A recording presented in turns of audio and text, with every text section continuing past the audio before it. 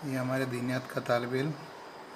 आप बच्चे की तहरीर और रफ्तार देख सकते हैं, किस अंदाज में वो बच्चा लिख रहा है और हर हर्फ एकदम कंप्यूटर की तरह एक ही शक्ल में उतर रहा है। अभी आपने देखा होगा कि 2 पेज दिख रहे हैं, वो दोनों पेज एक ही तरह नज़र आए।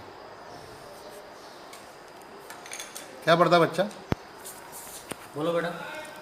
दीनियात एक कौन से साल में बेटा? साल दो। साले दोम, यानी दीनियात का दूसरा साल चल रहा है अभी। जी। क्या नाम है बेटा आपका? मोहम्मद वकील।